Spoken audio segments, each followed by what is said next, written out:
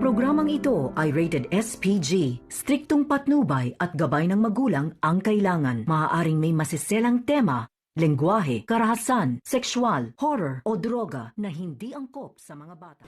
Nagulat si Dr. RJ Tanyag at saka si Lynette dahil kinagat ni Moira ang paa ni Lynette. Dito na nga ay tinadyakan ni Lynette itong si Moira para ito ay mataboy at hindi na ito matigil sa pagkagat nito. Dito na nga ay galit na galit itong si Dr. RJ Tanyag at sinabihan niya dito si Moira na talagang hindi niya na patatagalin ito at puputulin niya na kung anong may kaugnayan sila. At dito naman ay sumurrender na din si Moira sa kanya at sinabi na din ni Moira na tapos na daw siya sa kanya. Kung ito ay tinuturing niya na hindi na asawa ay ganun din ang kanyang gagawin at paghandaan ni Dr. RJ Tanyag ang kanyang pagre-revenge na kung saan gaganti ito si Moira sa kay Dr. RJ Tanyag at hindi ito. Dito na nga umalis si Moira dahil sa kanya napahiya siya dito kay Dr. RJ Tanyag at dito kay Lynette.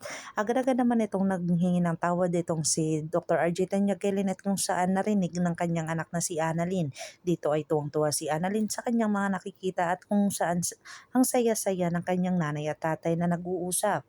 Dito na nga nagkapatawaran ng dalawa na kung saan wala na silang magagawa dahil si Moira ay isang asong ulol na nangangagat ng tao.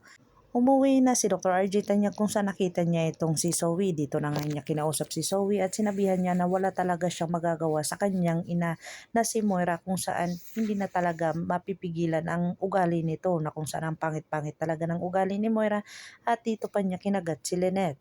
Dito na nga ay walang magawa si Zoe kundi sumama na lang sa kanyang ama na si Dr. RJ Tanyag kasi hindi na talaga or ipapaiwas na talaga ni Dr. RJ Tanyag ang kanyang anak na si Zoe doon kay Moira.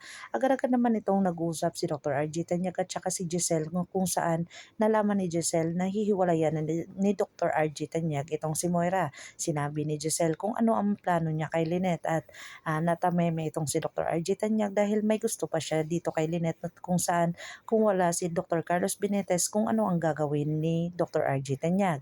Medyo alam na ni Giselle ang kanyang mga gagawin at dito na nga ay nakipag-usap siya kay Lynette na kung saan magdi-dinner nga itong dalawa. Dumating si Dr. Carlos Benitez at sinabi niya dito kay Lynette na hindi nila mapupuntahan sa isang araw yung emergency nila dahil may gagawin siyang importante at dito na nga sinabi ni Giselle sa kanya na emergency din or importante din ang pag-uusap namin ni Lynette kaya hindi pumayag si Giselle na i-cancel ang kanilang alis ni Lynette.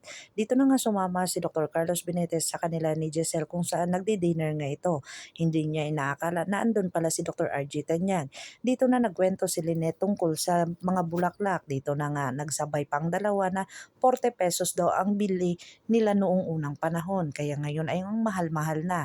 At dito na naisip ni Giselle na bumabalik na ang dating alaala ni Dr. RJ Tanyag na kung saan naiisip niya na kung ano ang mga nakaraan nila ni Lynette. Dito na kinausap ni Giselle itong si Lynette na kung saan kung pwede bang magkabalikan sila ni Dr. RJ Tanyag at kung malalaman na ni Dr. RJ Tanyag ang kanyang mga nakaraan at hindi na nakasagot itong si Lynette. Posible ba na magkakabalikan itong si Lynette at saka si Dr. RJ Tanyag na kung saan ay bumabalik na ang kanyang alaala? Abangan natin ang mga susunod pa na episode na ito, ang Abot Kamay na Pangarap. Kung bago lang po kayo sa aking channel, please like, share, and subscribe para ma-update po kayo sa mga susunod pa.